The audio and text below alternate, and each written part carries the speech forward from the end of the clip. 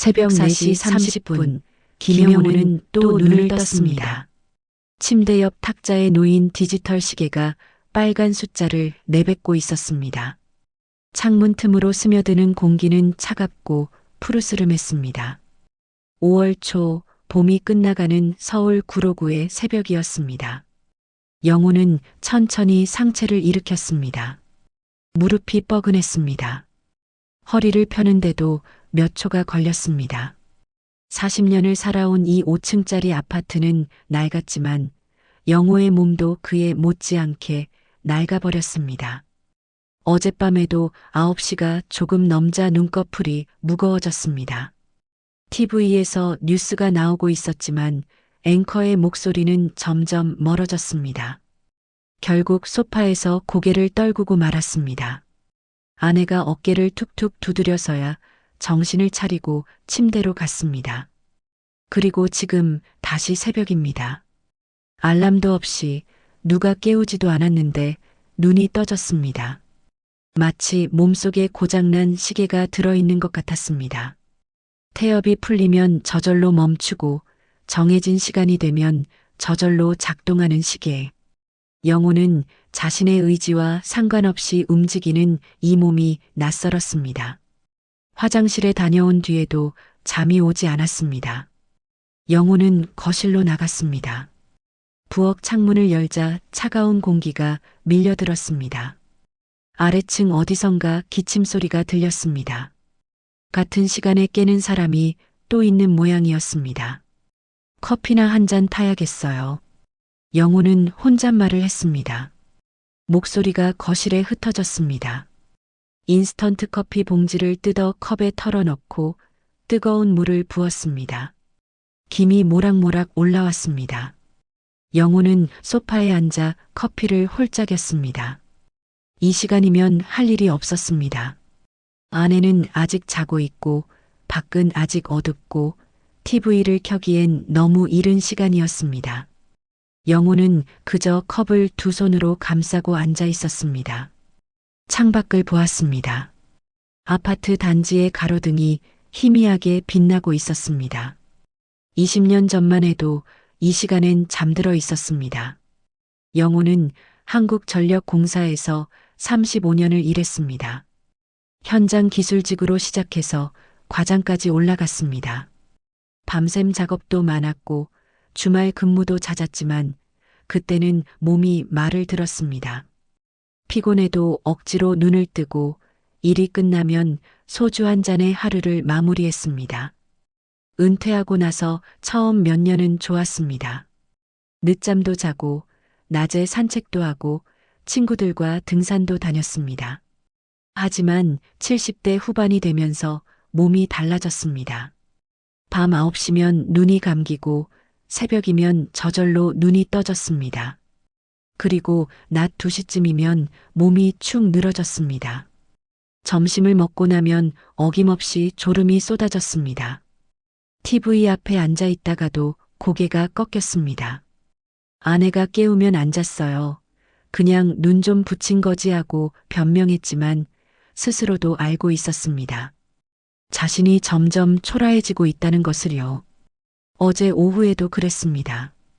엘리베이터를 타러 나갔다가 3층에서 사는 여자를 마주쳤습니다. 20년 넘게 같은 동에 살았습니다.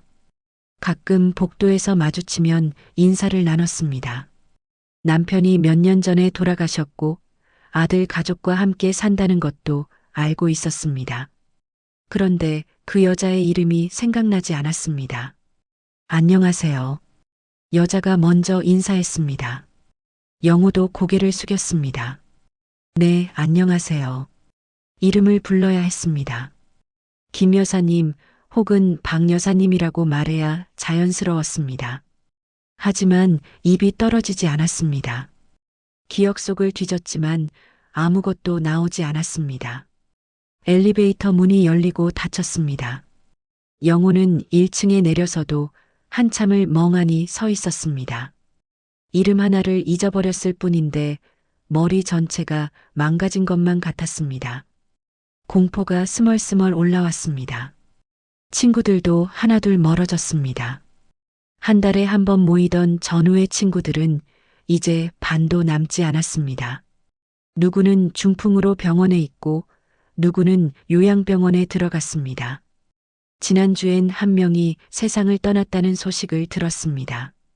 장례식장에 가서 영정 사진을 보는데 가슴이 무너졌습니다. 교회 장로 모임도 부담스러워졌습니다. 매주 수요일 저녁 예배 후 모임이 있었는데 요즘엔 체력이 달렸습니다. 집에서 교회까지 걸어서 20분 거리였지만 갔다 오면 다음 날까지 기운이 없었습니다. 지난달부터는 한 달에 한 번만 나가고 있었습니다.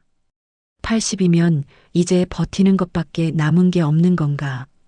영호는 식은 커피를 들이켰습니다. 쓴맛이 입안에 퍼졌습니다. 컵을 내려놓고 손바닥을 펴서 들여다봤습니다. 주름진 손, 불룩한 핏줄, 군데군데 생긴 검버섯.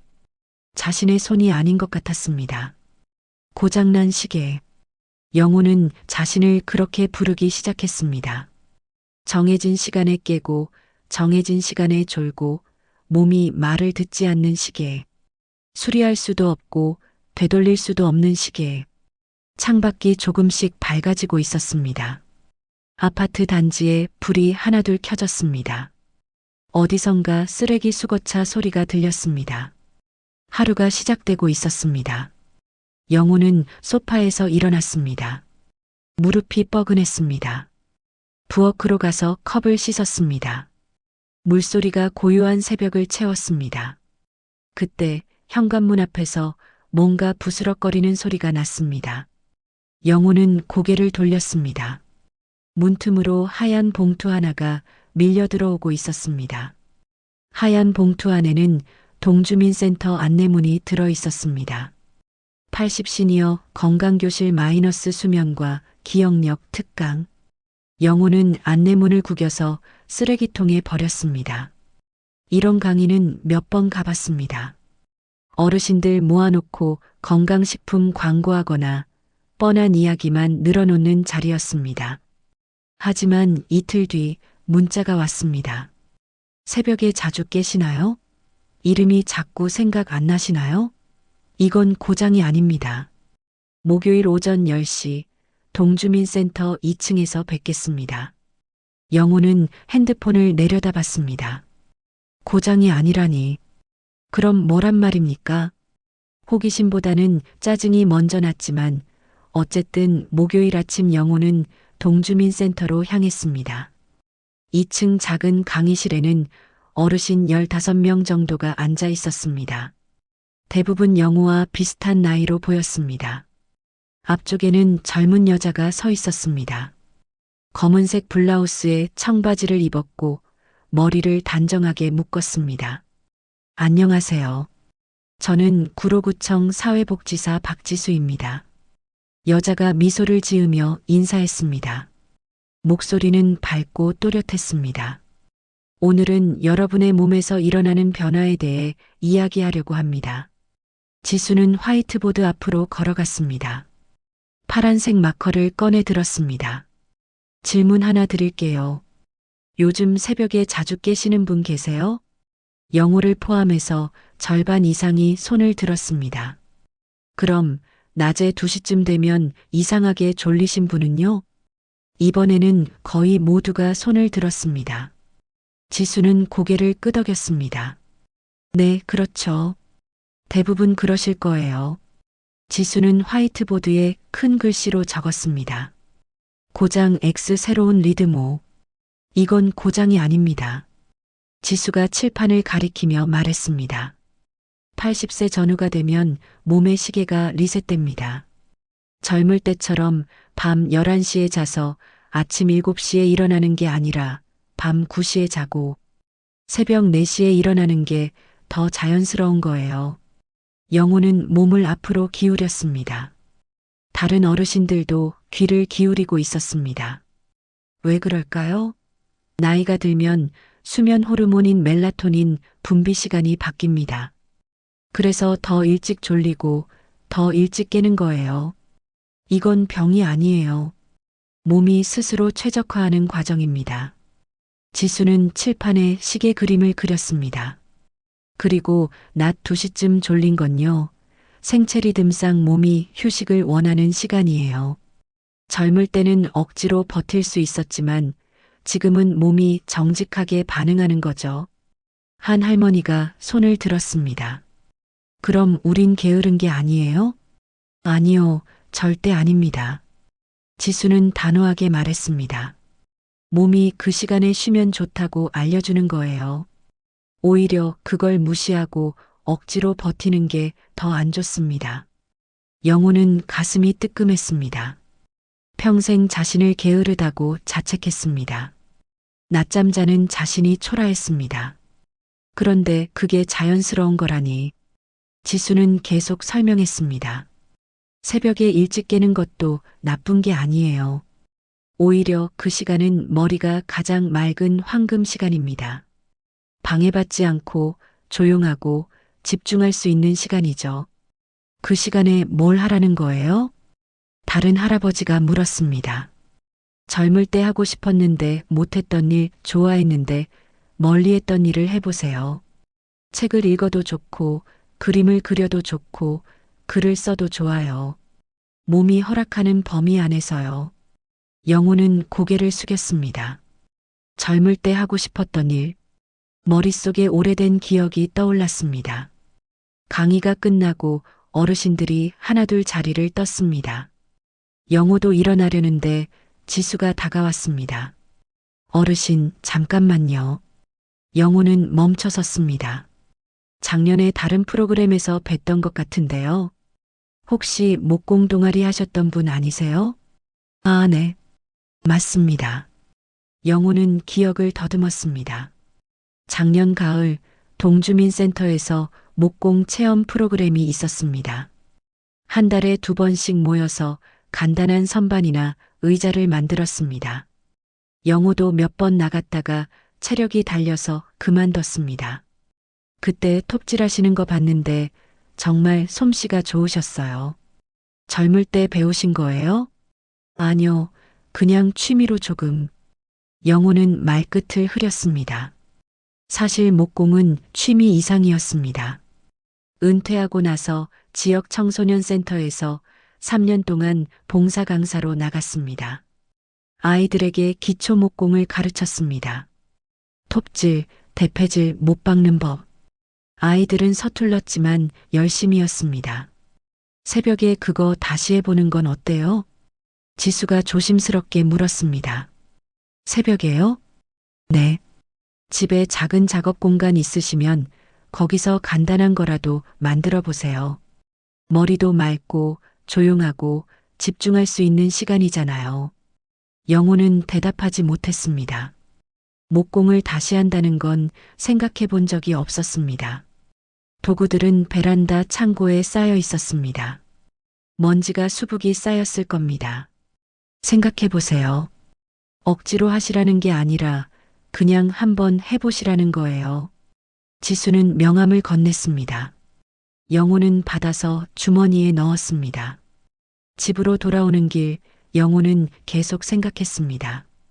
새로운 리듬. 그 말이 머릿속에 맴돌았습니다.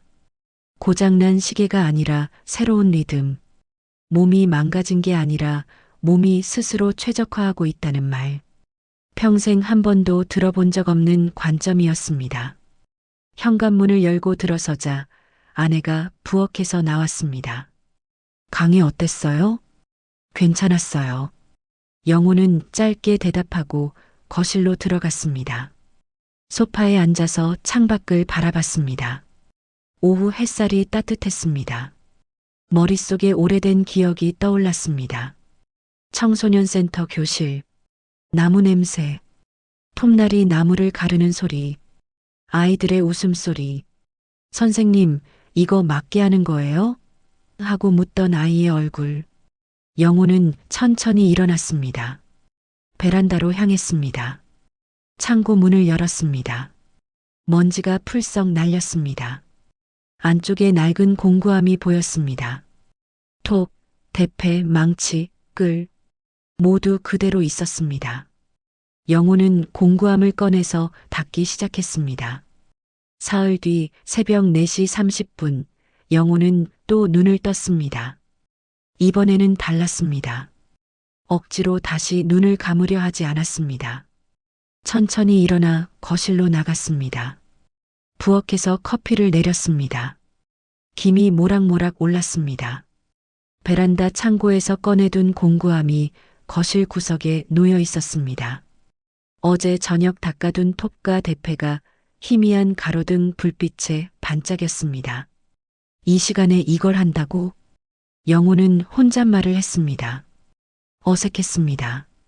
하지만 동시에 묘한 설렘도 있었습니다. 커피를 한 모금 마시고 영호는 공구함 앞에 앉았습니다. 무엇을 만들까? 손이 톱 손잡이에 닿았습니다. 나무 냄새가 희미하게 났습니다. 오래전 청소년 센터 교실에서 맡던 그 냄새였습니다. 그때 아내가 방문을 열고 나왔습니다. 당신 안 주무세요? 응, 그냥 좀 앉아 있으려고. 아내는 거실 구석의 공구함을 보고 잠시 말이 없었습니다. 다시 시작하려고요? 모르겠어요. 그냥 만져보려고요. 아내는 고개를 끄덕였습니다. 소음 안 나게만 해요. 아래층에서 올라올 거예요. 알았어요. 아내가 방으로 들어갔습니다. 영호는 다시 공구함을 들여다봤습니다. 주말 손녀 서연이 놀러 왔습니다. 고등학교 2학년인 서연은 키가 크고 말수가 적었습니다. 아들 내외와 함께 왔지만 부모는 식사만 하고 바쁘다며 먼저 갔습니다. 할아버지, 요즘 새벽에 일찍 일어나신다며요? 서연이 거실 소파에 앉아 물었습니다. 응, 그래. 나이 들면 그러나 봐. 저도 요즘 일찍 깨요. 6시쯤. 대학 입시 준비 때문에 그런 거 아니니? 아니요. 그냥 눈이 떠져요. 서연이 웃었습니다. 영호도 따라 웃었습니다. 서연은 거실을 둘러보다가 구석에 놓인 공구함을 발견했습니다. 할아버지, 저거 예전에 쓰시던 거 아니에요? 맞아. 오래됐지. 할아버지 목공 잘하시잖아요. 서연이 다가와서 공구함을 들여다봤습니다. 할아버지, 부탁 하나만 해도 돼요? 뭔데? 저 캔버스 그림 하나 그렸는데 액자가 없어요. 나무 액자 하나만 만들어 주실 수 있어요? 내가 원하는 사이즈로요. 서연이 핸드폰을 꺼내서 사진을 보여줬습니다. 추상화 같은 그림이었습니다. 파란색과 노란색이 섞여 있었습니다. 이거 내가 그렸어? 네. 미술 시간에요. 근데 딱 맞는 액자가 없어서요. 영호는 잠시 생각했습니다. 사이즈가 어떻게 돼? 30cm 곱하기 40cm요. 안 되면 괜찮아요. 아니야, 해줄게. 근데 시간 좀 걸릴 거야. 서연이 환하게 웃었습니다. 정말요? 고마워요, 할아버지. 서연이 간 뒤 영호는 종이에 치수를 적었습니다. 30cm, 40cm. 간단한 액자였습니다. 나무만 있으면 만들 수 있었습니다. 다음 날 아침 영호는 동네 철물점에 갔습니다. 참나무 판재를 샀습니다. 직원이 대충 자르긴 했지만 정밀한 작업은 집에서 해야 했습니다. 그날 밤 9시 영호는 잠들었습니다. 그리고 새벽 4시 30분에 눈을 떴습니다. 이번에는 망설이지 않았습니다. 거실로 나가 공구함을 꺼냈습니다. 조용히 톱을 집어들었습니다. 나무를 자르기 시작했습니다. 톱날이 나무를 스치는 소리가 작게 났습니다. 영호는 천천히 정확하게 움직였습니다. 손이 기억하고 있었습니다. 오래 쉬었지만 몸은 잊지 않았습니다. 1시간 정도 작업하자 4개의 프레임 조각이 나왔습니다. 영호는 사포로 모서리를 문질렀습니다. 거칠던 나무결이 점점 매끄러워졌습니다. 어두웠던 마음도 나무결처럼 조금씩 매끄러워지는 것 같았습니다. 며칠 뒤 박지수에게서 전화가 왔습니다. 어르신, 혹시 다음 주부터 청소년 센터에서 목공 교실 도와주실 수 있으세요? 봉사 강사님이 갑자기 못 오시게 돼서요. 제가요? 네. 일주일에 2번, 월요일 오후하고 수요일 오후요. 2시간씩이고요. 영호는 잠시 망설였습니다. 체력이 걱정됐습니다.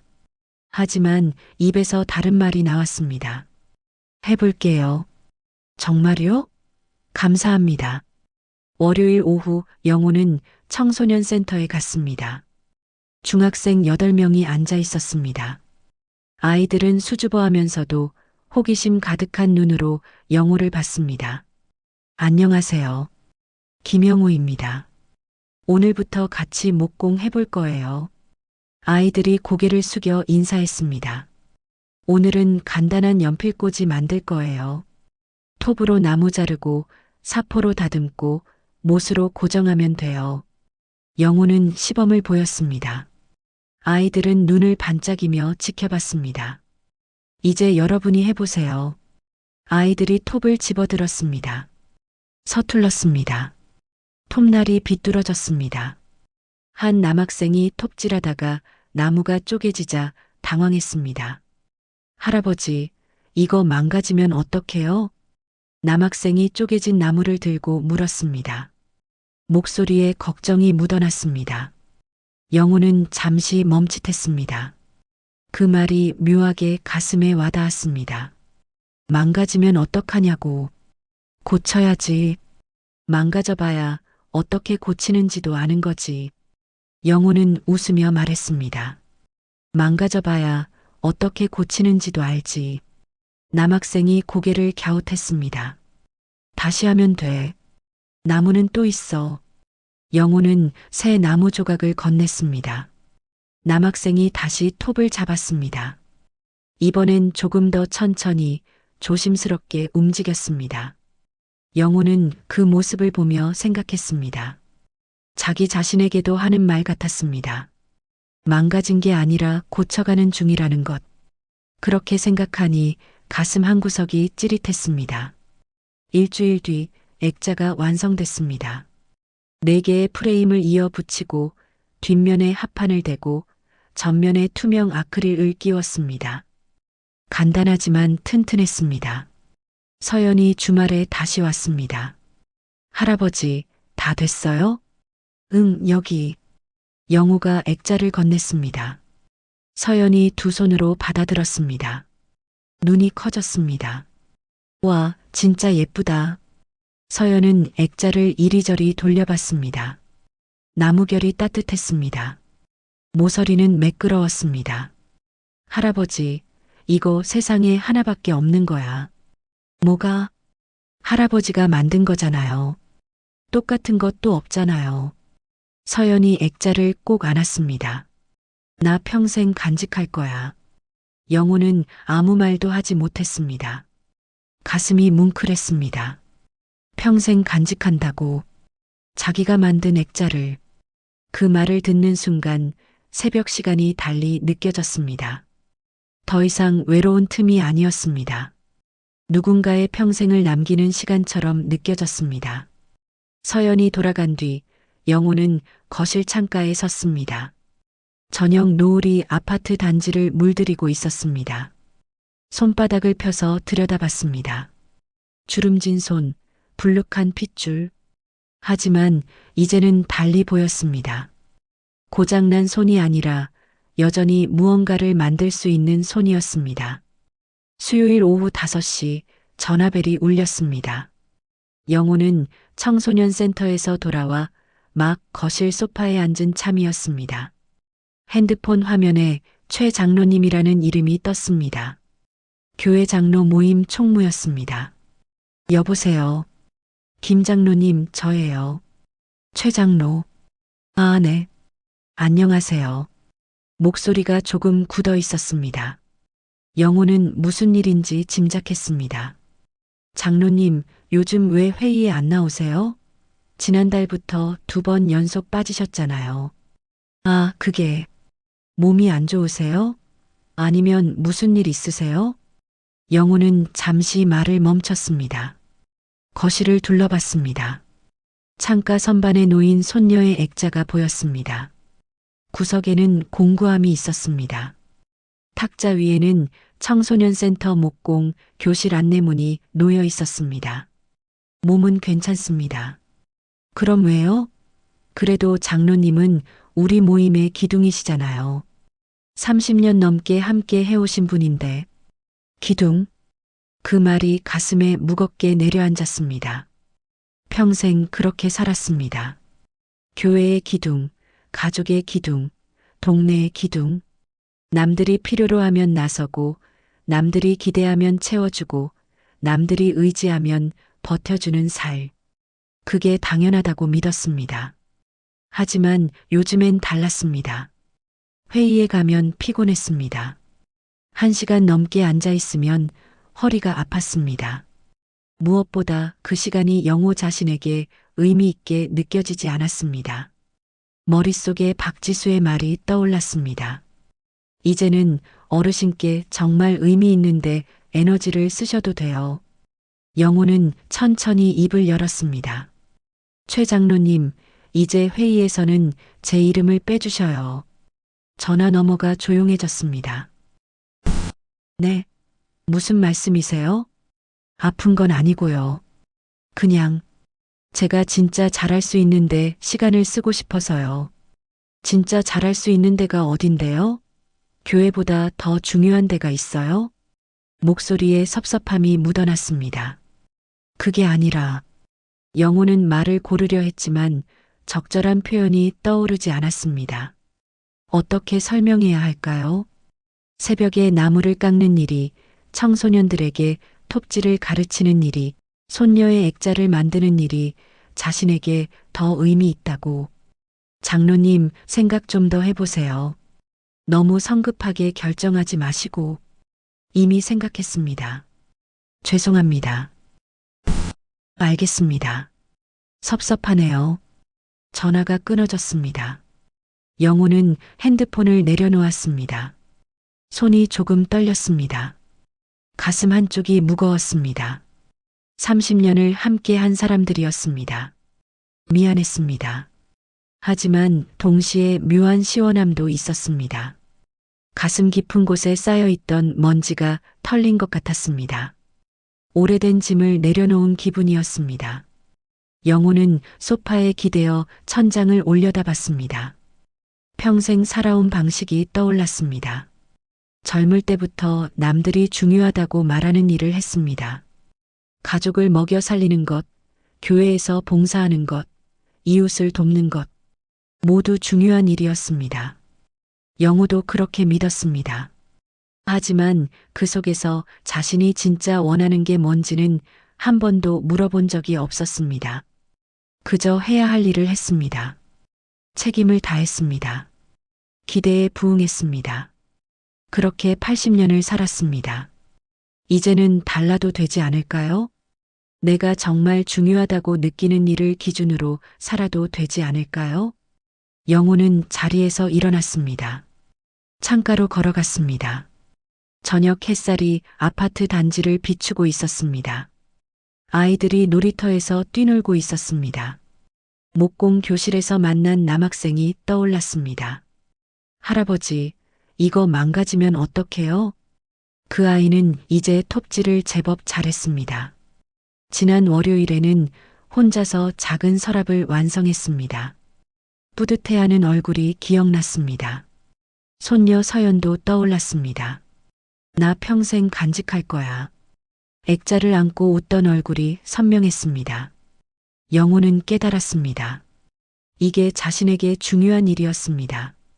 누군가의 평생에 남는 것을 만드는 일, 아이들이 성장하는 걸 돕는 일, 새벽에 조용히 나무를 깎으며 마음을 다듬는 일, 남들이 보기엔 대단하지 않을지 몰라도 자신에겐 의미 있는 일이었습니다. 저녁 8시 아내가 말했습니다. 당신 오늘 일찍 주무세요. 피곤해 보여요. 그럴까요? 그러세요. 억지로 깨어있지 말고. 평소 같았으면 TV 앞에 앉아 있다가 10시쯤 자리에 들었을 겁니다. 하지만 오늘은 달랐습니다. 영호는 9시 조금 넘어서 침대에 누웠습니다. 불을 껐습니다. 어둠 속에서 눈을 감았습니다. 내 몸이 원하는 시간에 자고 원하는 시간에 일어나 보자. 억지로 버티지 않기로 했습니다. 몸이 쉬고 싶다고 하면 쉬고 몸이 깨라고 하면 깨기로 했습니다. 잠이 스르르 왔습니다. 다음 날 새벽 4시 30분 영호는 눈을 떴습니다. 이번에는 불안하지 않았습니다. 거실로 나가 커피를 내렸습니다. 창문을 열자 차가운 공기가 들어왔습니다. 하늘이 점점 밝아지고 있었습니다. 공구함을 꺼냈습니다. 어제 시작한 작은 선반을 이어서 만들기로 했습니다. 톱을 집어들었습니다. 나무를 조심스럽게 잘랐습니다. 사포로 문질렀습니다. 손끝에 나무의 온기가 전해졌습니다. 시계를 보니 새벽 6시였습니다. 2시간이 흘렀지만 피곤하지 않았습니다. 오히려 머리가 맑았습니다. 마음이 고요했습니다.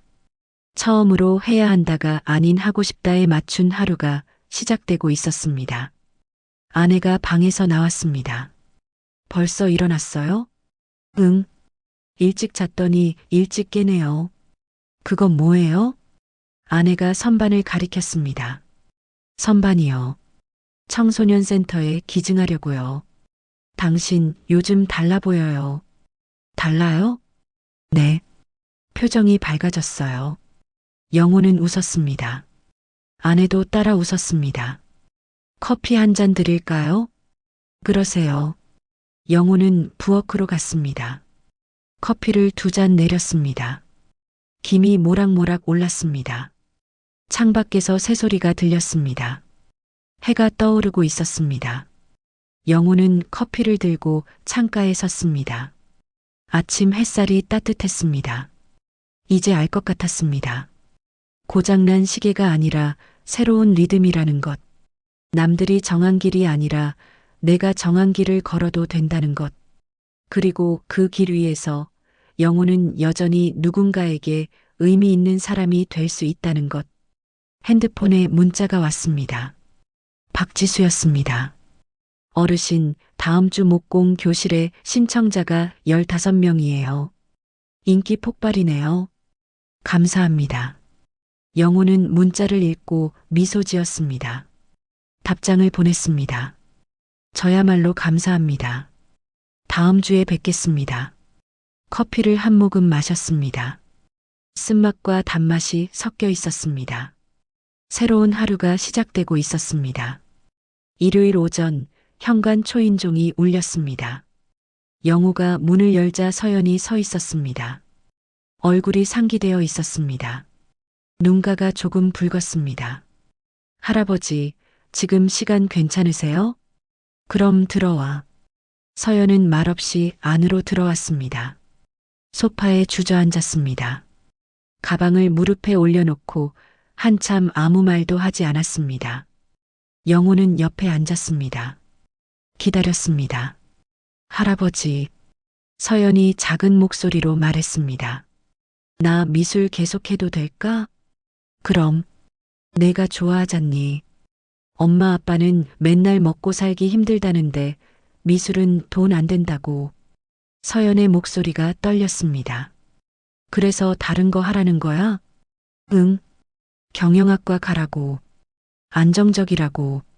너는 어떻게 생각하는데? 서연은 가방을 꼭 껴안았습니다. 나 진짜 이거 말고는 하고 싶은 게 없어요. 그림 그릴 때만 숨 쉬는 것 같아요. 근데 부모님 말이 틀린 것도 아니잖아요. 영호는 창밖을 바라봤습니다. 가로수의 잎이 노랗게 물들어 있었습니다. 가을이 깊어지고 있었습니다. 바람이 불자 잎이 하나 떨어졌습니다. 나도 말이다. 영호가 천천히 입을 열었습니다. 80이 되어서야 알았다. 서연이 고개를 들어 영호를 봤습니다. 나는 평생 남들 눈치 보며 살았어. 남들이 중요하다던 역할만 맡아왔지. 할아버지도요? 그래. 가족 먹여 살리는 게 중요하니까 하고 싶은 거 접었고, 교회에서 기둥일에서 계속 나갔고, 친구들 모임도 의무처럼 다녔어. 영호는 손바닥을 펴서 들여다봤습니다. 그렇게 살다 보니 어느새 80이 됐더라.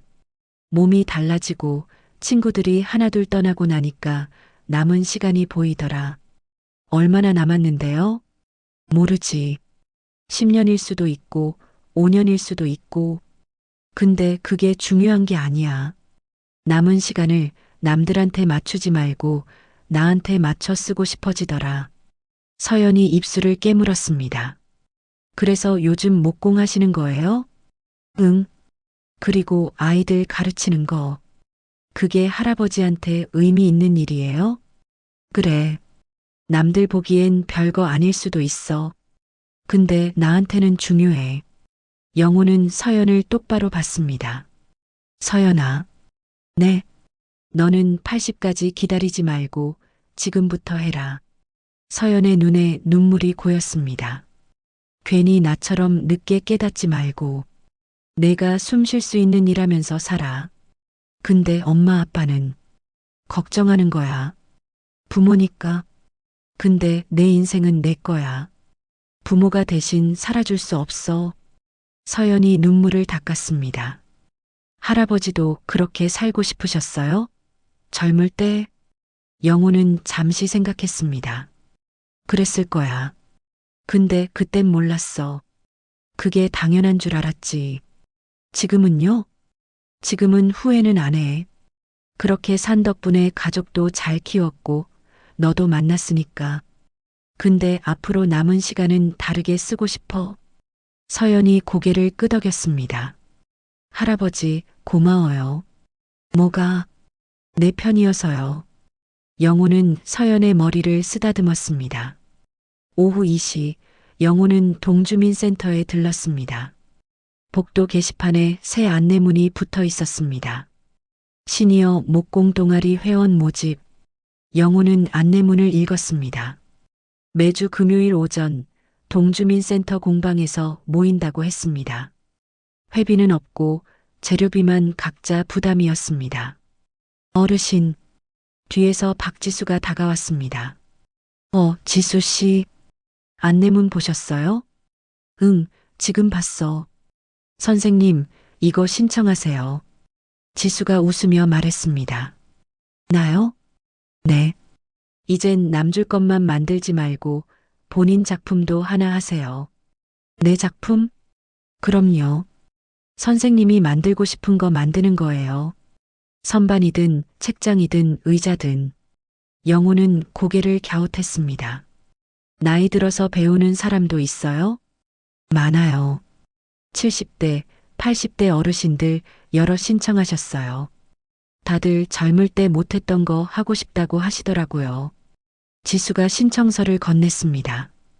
영호는 신청서를 받아들었습니다. 잠시 망설이다가 펜을 들었습니다. 맨 윗칸에 또박또박 썼습니다. 김영우 80세. 지수가 신청서를 받아보며 환하게 웃었습니다. 첫 회원이네요. 환영합니다, 선생님. 고맙습니다. 금요일에 뵈어요. 네. 집으로 돌아오는 길, 영호는 천천히 걸었습니다. 노을이 아파트 단지를 물들이고 있었습니다. 저녁 바람이 시원했습니다. 문득 생각했습니다. 새벽에 눈이 떠지는 것, 낮에 졸린 것, 이름이 잘 안 떠오르는 것, 예전엔 망가진 증상처럼 느껴졌습니다. 고장난 시계처럼. 하지만 지금은 달랐습니다. 다르게 살라는 몸의 신호 같았습니다. 억지로 버티지 말고 내 리듬대로 살라는, 남들이 정한 시간표가 아니라 내 몸이 원하는 시간표대로. 영호는 아파트 입구에 멈춰 섰습니다. 고개를 들어 하늘을 봤습니다. 구름이 분홍빛으로 물들어 있었습니다. 하루가 저물고 있었습니다. 나 꽤 괜찮은 80살인지도 모르겠다. 혼잣말이 바람에 흩어졌습니다. 영호는 웃었습니다. 엘리베이터를 탔습니다. 5층 버튼을 눌렀습니다. 문이 닫혔습니다. 거울에 비친 자신의 얼굴을 봤습니다. 주름이 많았습니다. 머리는 희끗했습니다.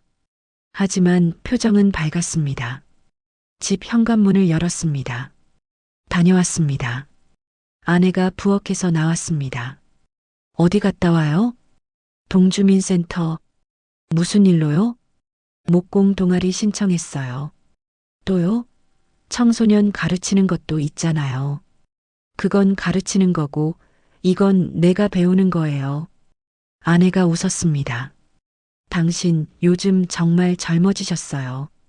그래요? 네. 눈빛이 달라졌어요. 영호는 거실로 들어갔습니다. 창가 선반에 놓인 공구함을 봤습니다. 손녀가 안고 갔던 액자가 생각났습니다. 청소년 센터 아이들의 얼굴도 떠올랐습니다. 모두 자신이 만든 것들이었습니다. 남은 시간 동안 무엇을 더 만들까요? 영호는 공구함을 열었습니다. 톱과 대패가 반짝였습니다. 저녁을 먹고 아내와 함께 TV를 봤습니다. 9시가 조금 넘자 눈꺼풀이 무거워졌습니다. 먼저 잘게요. 그러세요. 편히 주무세요. 영호는 침실로 들어갔습니다. 불을 껐습니다. 침대에 누웠습니다. 어둠 속에서 눈을 감았습니다. 몸이 편안했습니다. 마음이 고요했습니다. 내일 새벽에 또 눈이 뜰 겁니다. 4시 30분쯤. 그럼 또 커피를 내리고 공구함을 열고 무언가를 만들 겁니다. 그게 이제는 자연스러웠습니다. 고장이 아니라 새로운 리듬. 망가진 게 아니라 다르게 살라는 신호. 끝이 아니라 새로운 시작. 영호의 노년은 처음으로 자기 이름으로 쓰는 새 챕터의 첫 장이 되어 펼쳐지기 시작했습니다. 그는 잠들기 전 마지막으로 생각했습니다. 80년을 살았습니다. 앞으로 얼마나 더 살지 모릅니다. 하지만 남은 시간은 진짜 내 시간으로 채우겠습니다. 해야 하는 일이 아니라 하고 싶은 일로, 남들이 중요하다는 일이 아니라 내가 중요하다고 느끼는 일로, 그렇게 살다 보면 마지막 순간에 이렇게 말할 수 있을 것 같았습니다. 꽤 괜찮은 인생이었다. 영호는 미소 지으며 잠들었습니다. 창밖에서 바람 소리가 들렸습니다. 별이 빛나고 있었습니다. 새로운 하루가 또 시작될 것입니다.